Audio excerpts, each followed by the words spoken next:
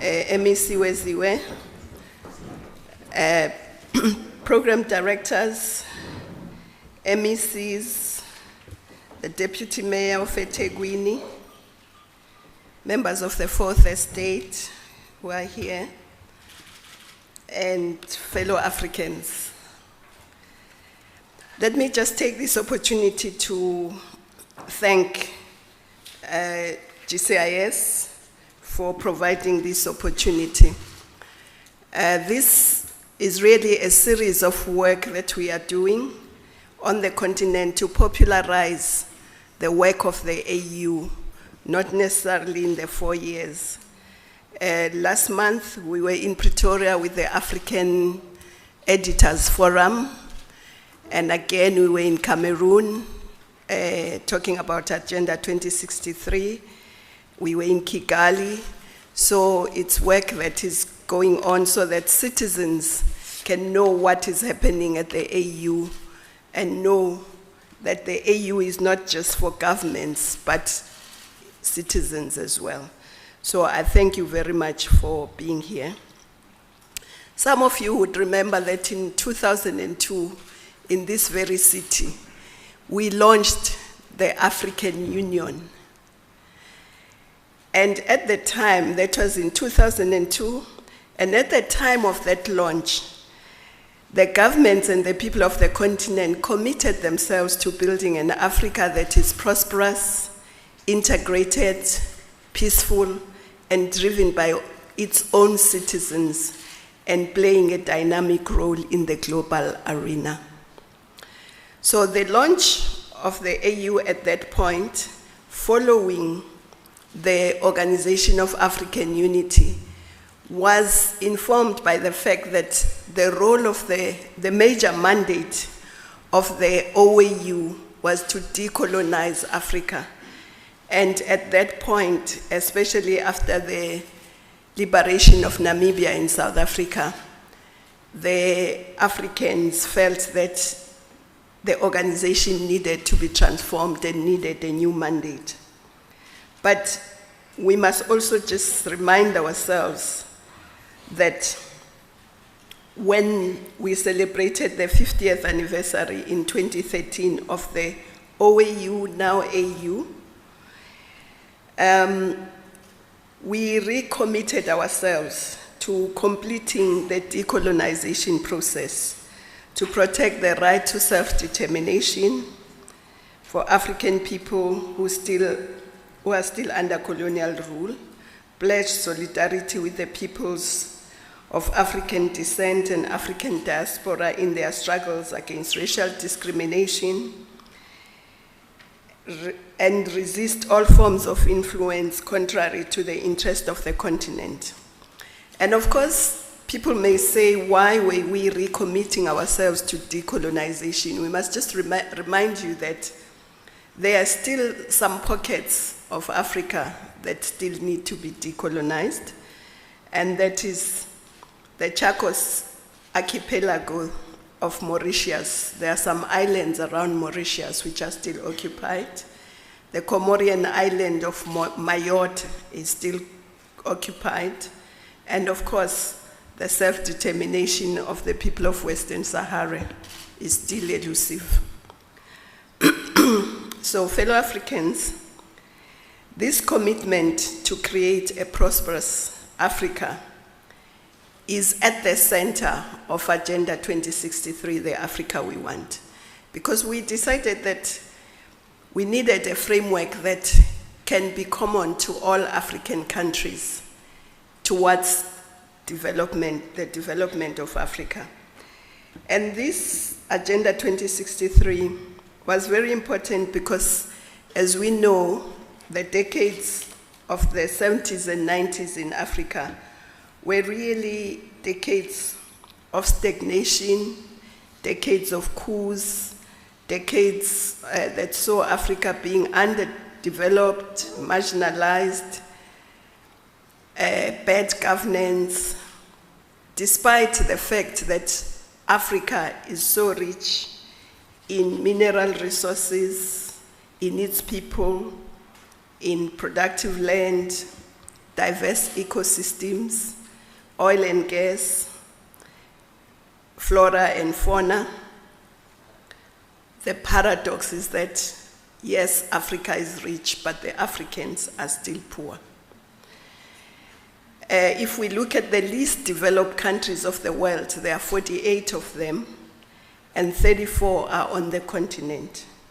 So it was important that we put all the frameworks that we have, and we undertook a process of consultations. The first draft of Agenda 2063 came from the citizens, not from governments. Different sectors were consulted, and they came up with Agenda 2063, which was then given to countries to go and consult in their own countries and consult the people. So how are we going about to create this prosperous Africa? Clearly, we have to use the resources we have to create this prosperity. And the most abundant and most precious resource we have is our people to start with. The African continent is a growing population, a young population. So we have started what we call a skills revolution on the continent. The skills revolution means that African children should go to school, they should be educated, but they should be skilled in all the different levels of skills, from STEM, which is science, technology, engineering, and maths, to technical technologies, technicians, vocational schools, so that African children are skilled because the economy of today needs the skills. And of course, the African Union itself has also looked at how we can harmonize education across the continent. So there is work going on with 200 participating universities. Initially there were 42, and now there are 200 participating universities trying to improve the harmonization, whether it be in medicine, teacher education, mechanical engineering, agriculture, civil engineering, economics, geology, higher education, and many others. We have also, we are advocating that we should get more kids in higher education, and therefore the enrollment in higher education must increase. If we look at the number of students at our universities, they've grown exponentially. But if we look, for instance, in 1991, there were 2.7 million students at universities. And now we're well over 10 million university students that are qualifying every year. But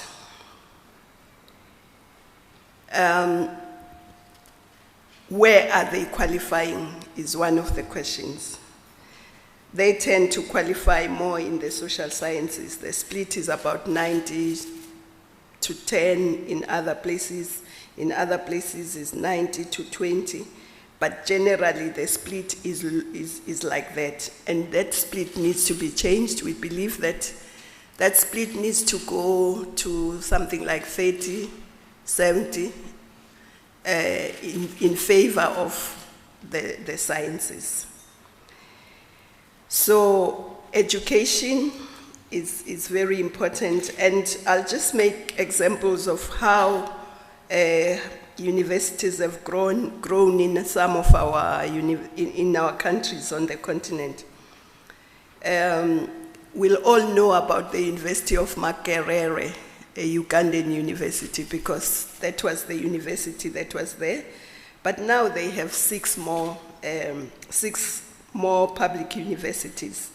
Zimbabwe in 1980, during its independence, had the university, but now they have 12, 8 public and 4 private.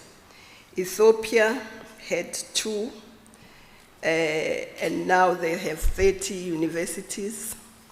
Nigeria and Egypt have the highest number of students in higher education, 1 million and 1.8 million respectively. And Nigeria has more than 150 universities, some private, some public. So this has grown phenomenally. But still, as Africa as a whole, we are below the 10% access to higher university. And so if you are below 10%, it really means that all you are doing is to reproduce the elite.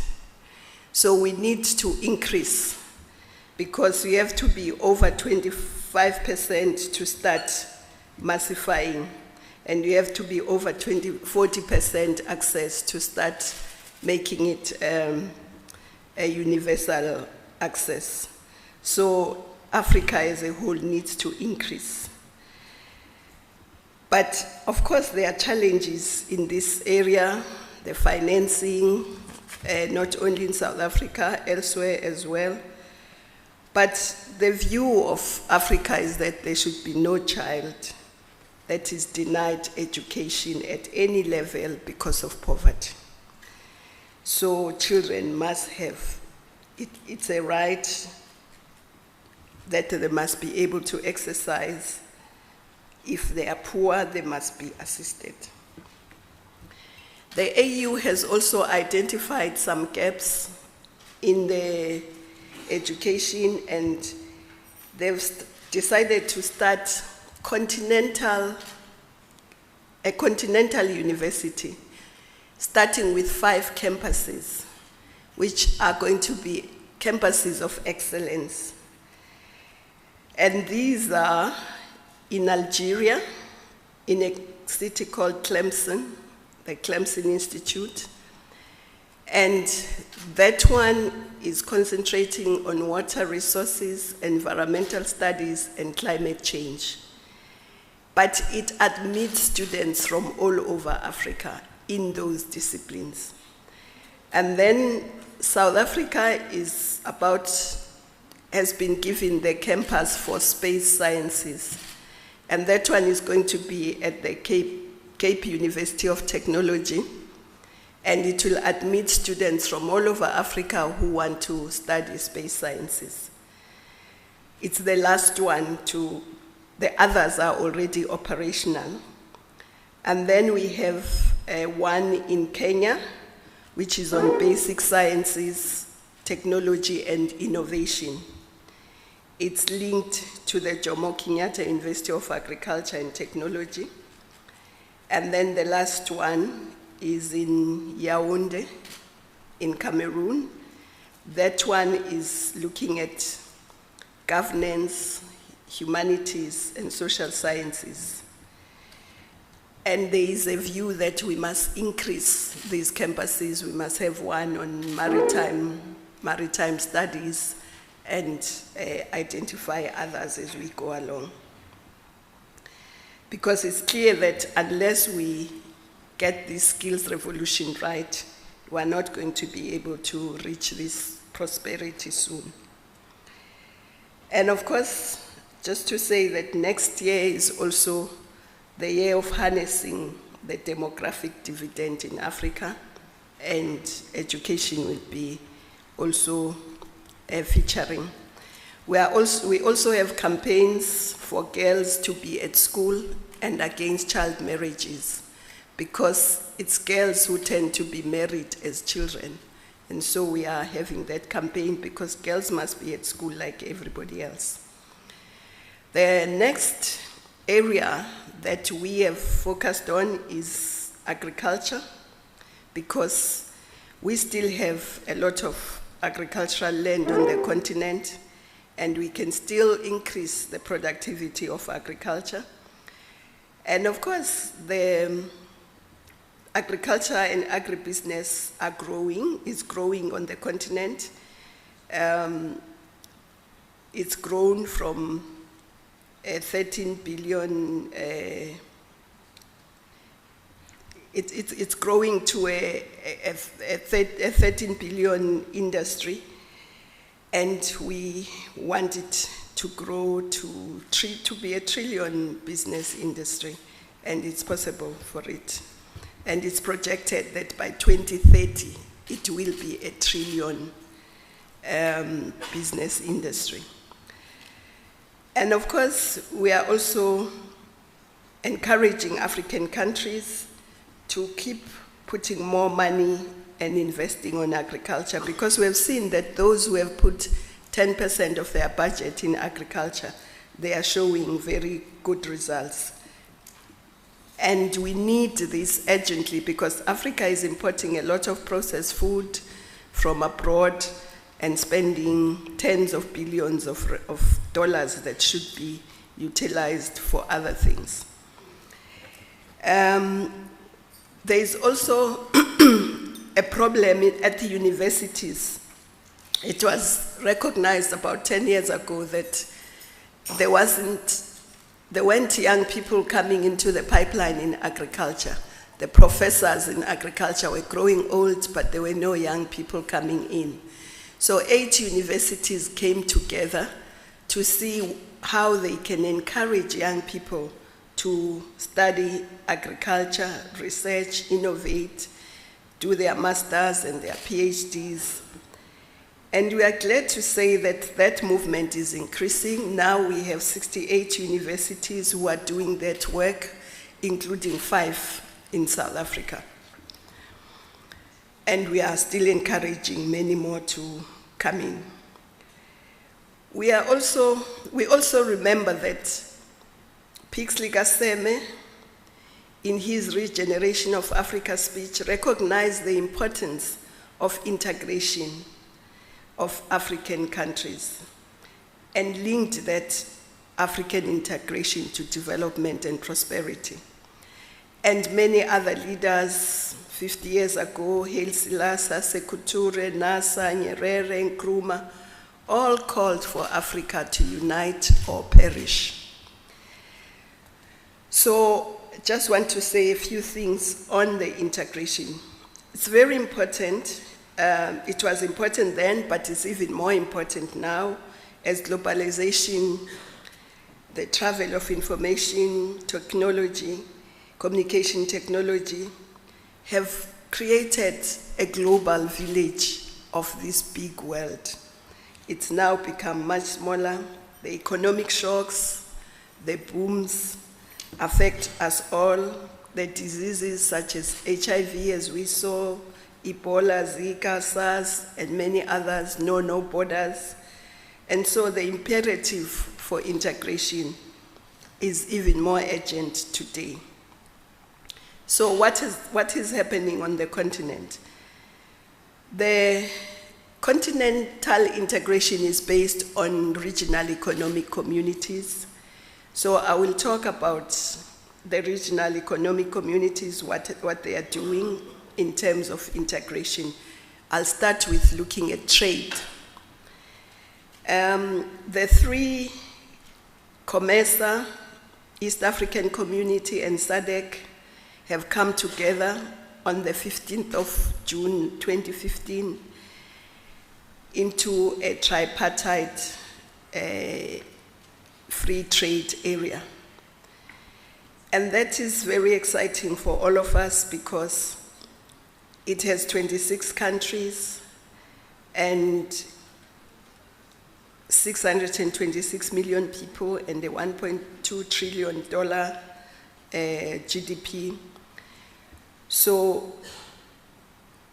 and we think that can then be part of the creating a backbone for continental free trade. So I'll come back to the continental free trade. And then let's look at North Africa, which is called the Arab Maghreb Union, which is the countries in the north that border with the Mediterranean. They have signed 4 protocols of the union's free trade area. And ECOWAS has established its customs union in 2015, January. And other RECs like the East African Community are now applying zero average tariffs on imports within the community. ECAS and COMESA both apply tariffs averaging only around 1.9%. And COMESA, EAC, ECOWAS, and SADC have also taken steps to facilitate transport and to lower the non-tariff barriers so that trade can increase between and within those RECs. And this is important because when we look at other RECs in other regions, whether it's ASEAN, in Asia, Mercosur, in Latin America, we are lagging behind as the continent. But COMESA and ECOWAS are comparing very well in terms of labor movement within those RECs. We need, when about 5 years ago, the intra-African trade was only at about 12%. Today, it's about 18%. It's still very low compared to the average of 40% in other areas. So we need to increase the intra-African trade, but we can only do that if we manufacture. And so we need to develop our industries, whether it's in agriculture, whether it's value addition for our minerals, our natural resources, so that we manufacture and we have a lot more to trade. I'm very happy to say there are countries that have even started industrial parks which are functioning now as part of the push towards industrialization. And this will be great for intra-African trade, but also for global trade. But of course, there are other things we need to do if we are to increase trade, like the Continental Free Trade, which was launched, the negotiations were launched last year, and those negotiations are continuing, because if we have a Continental Free Trade, it will make it easier to trade amongst ourselves, but also for the world to trade with us. The other area I want to touch on is infrastructure development, because we can have goods. If we can't move them across the continent, we will not be able to increase trade quickly. And also people need to move across the continent. So there is infrastructure in terms of transport, roads, rail, and air. And I'll just mention some of the projects that are in the pipeline, like the Dakar, N'Djamena, Djibouti Transport Corridor, which is being developed. We are looking at working towards making it into a bankable project. There is the Djibouti-Libreville Transport Corridor. The Djibouti-Ethiopia part is now done, and we need to, the rest needs to be done.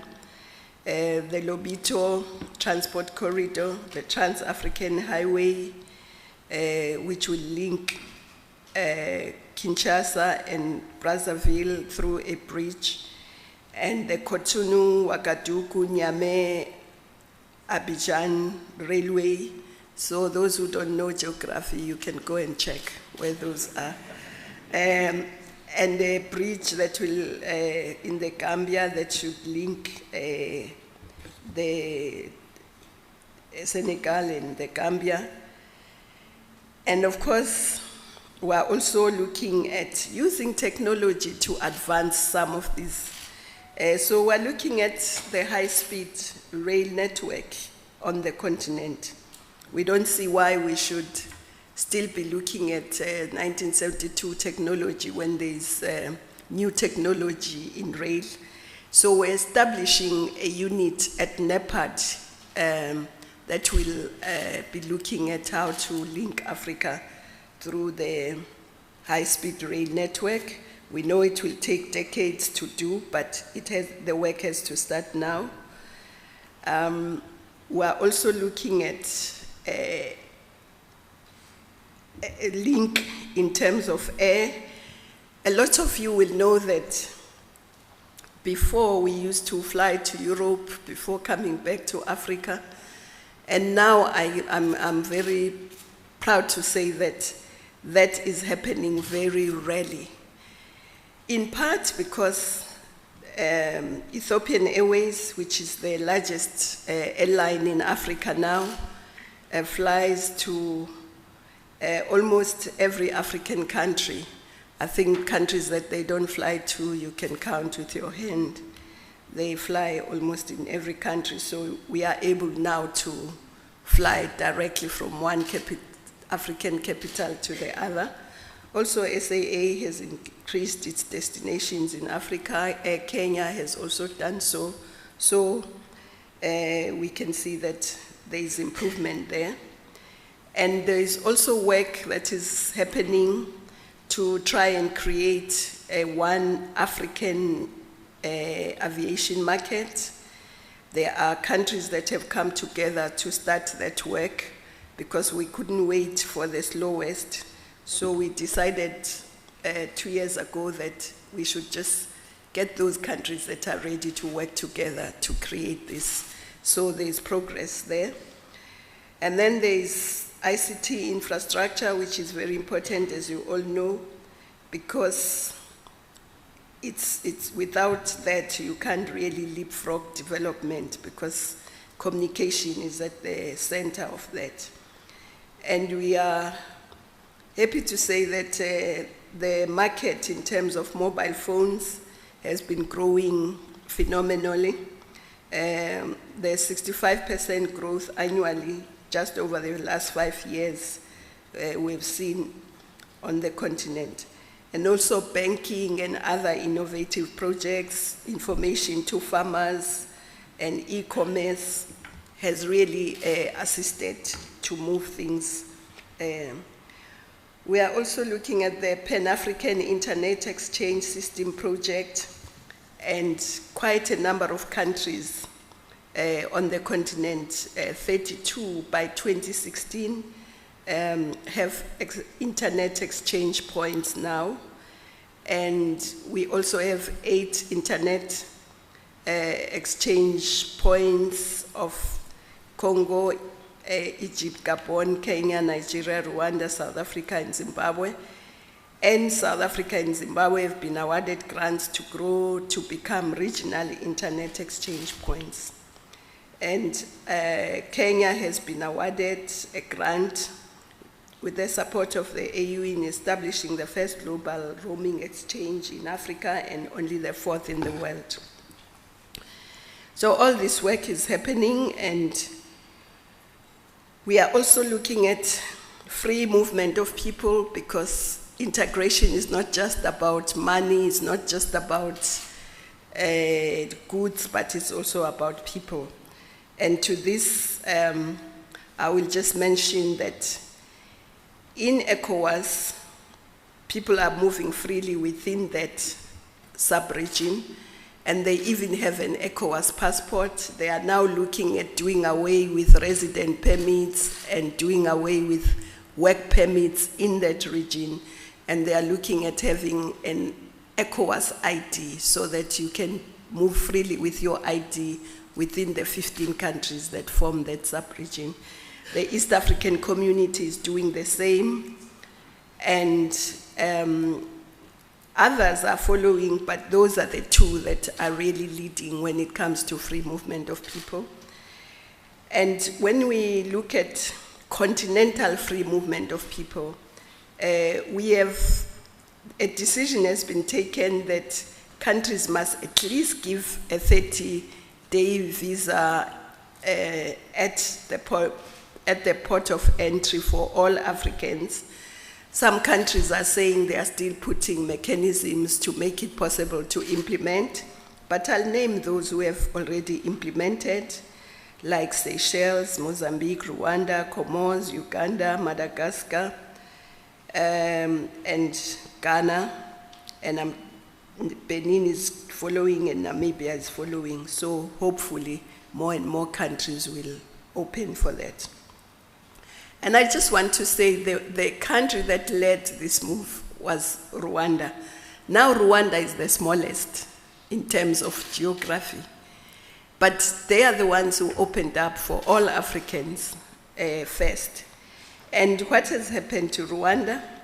That kind of policy has seen them increase their tourism by 24%. It has seen them increase their trade with their neighboring countries by 50%. And it has seen increase in trade with the DRC by 73%. So generally, the free movement of people has more advantages than disadvantages. And of course, if people are free to come in, they come and go, they don't stay, because they know that they can come in tomorrow. But if they are not allowed to come in, once they come in, they will not want to go because they don't know whether they'll be able to get the opportunity to come back again. So I think it's very important to look at this, and we are now developing a comprehensive protocol on free movement of people, and we hope that that will be finished by signed by 2018. But in the meantime, this decision of allowing people for a 30-day visa, we hope more countries are going to join. We are also developing an African passport, and I must say I've been very privileged to be able to use an African passport when I travel across African countries. I don't need a visa. Though sometimes our immigration here say, no, where is your national passport? And I say, no, I'm using the AU African passport.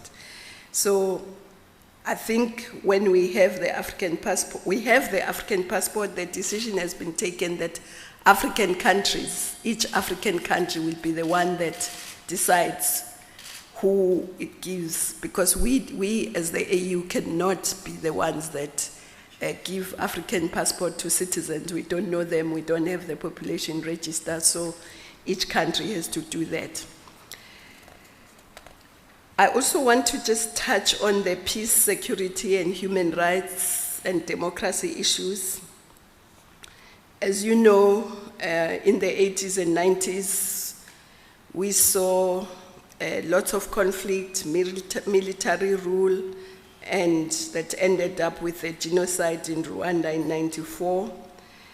And of course, with the AU Constitutive Act coming into force, the AU Charter said no interference in anybody's country, internal affairs. The AU Constitutive Act shifted a little, and it said, and it had a principle of non-indifference, that we can't be indifferent to what is going on in another country. So it's a step away from the one that was at the OAU, which said no interference. And the African peace and security architecture has come into being, and the African Charter on People and Human Rights, and the Charter on Democracy, Elections, and Government and Governance. And all these are trying to create a kind of environment within Africa that allows participatory democracy, that allows human rights, that decreases conflicts. But of course, we also believe that you cannot sustain peace if you don't have development. And you can't have development if you don't have peace. So the two have to go together. You can't say, no, we'll just deal with the peace issues. We have to deal with both. We still have some pockets of problems in Burundi, in South Sudan, in Somalia, in Libya. And we are hopefully going to see the end of the Darfur problem. There's still issues around Mali and Central African Republic in terms of security. And we are happy to say that the Boko Haram, the countries that are dealing with it are doing a good job. It's decreasing. And so we hope that with time, we will see very little of it.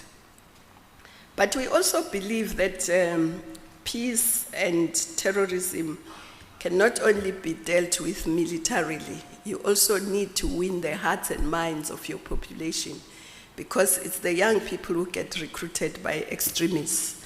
And if you don't win their hearts and minds so that they don't get attracted to extremists, it will be a problem. Governance, there's lots of improvement, but there's still a lot more to improve. On elections, during these past 4 years, we have actually observed 50 elections in our continent. A lot of them have gone well, but others not so well, as we have seen.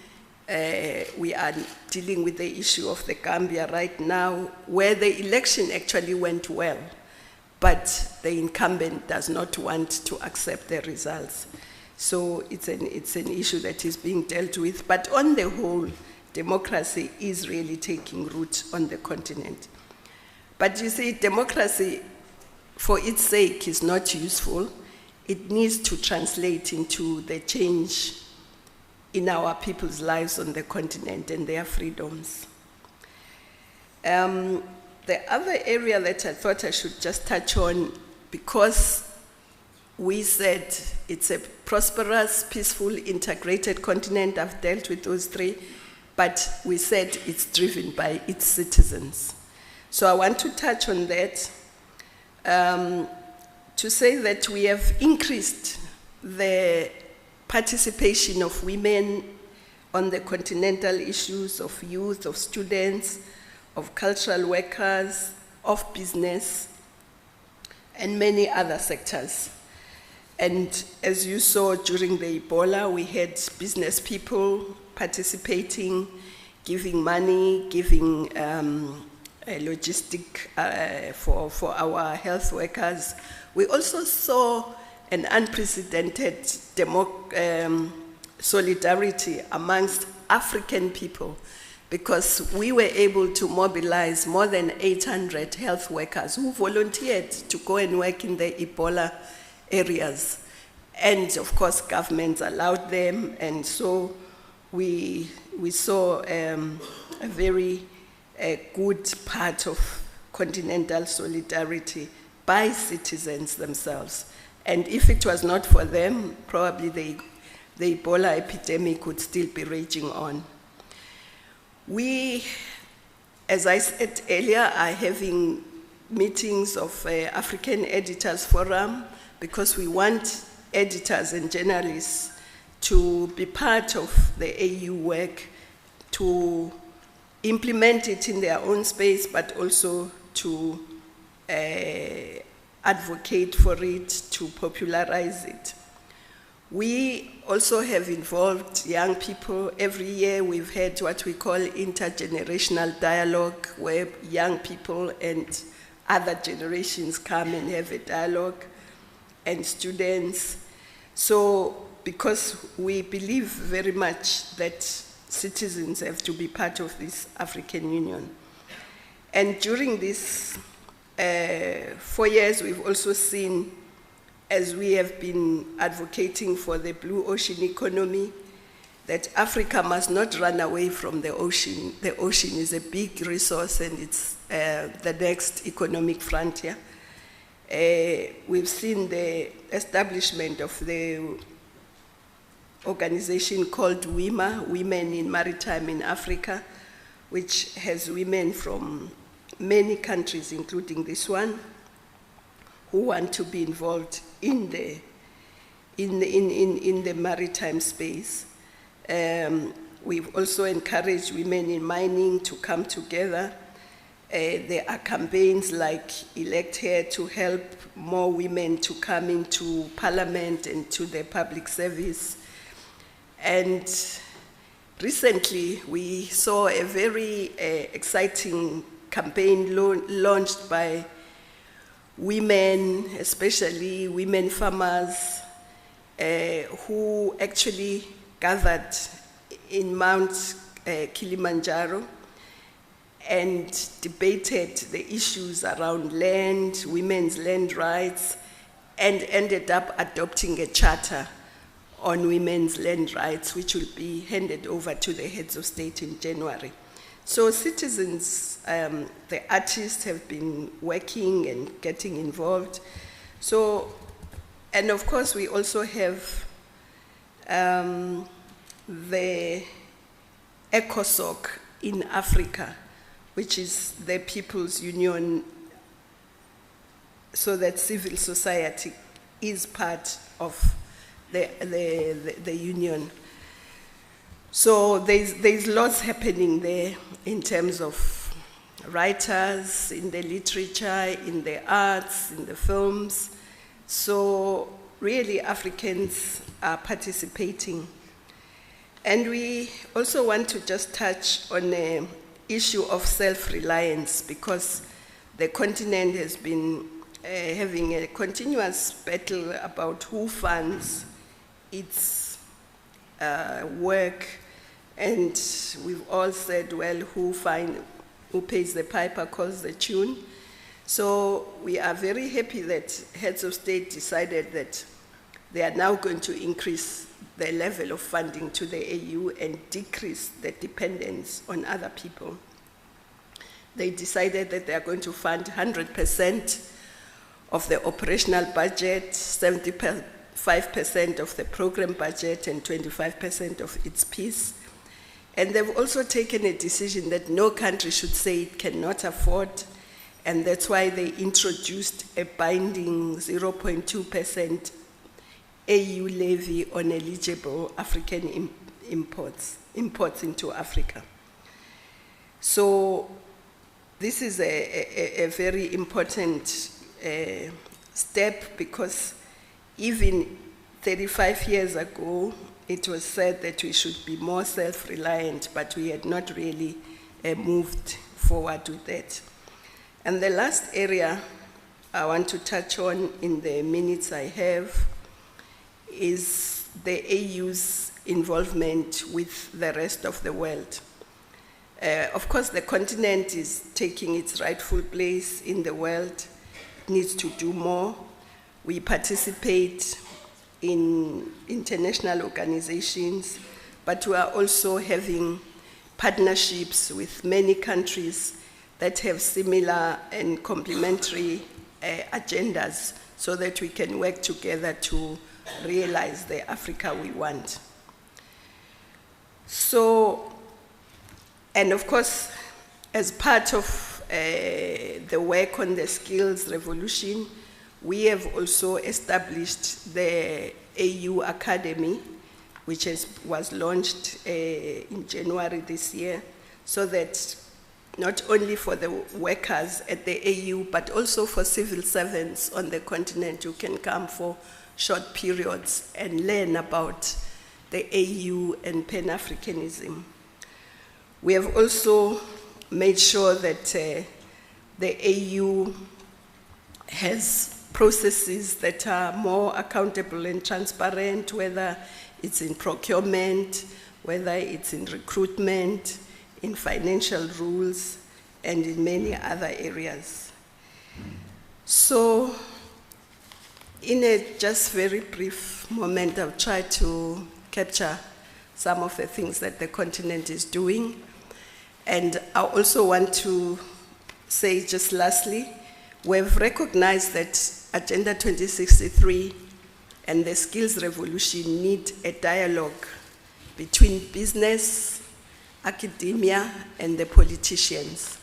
And we are going to have the first forum of that kind in Mauritius next year, March 19th to the 21st, so that the training of students is in line with what the economy needs, and they have access to politicians to say what are their constraints, and this three-way dialogue is very important for us. Thank you very much.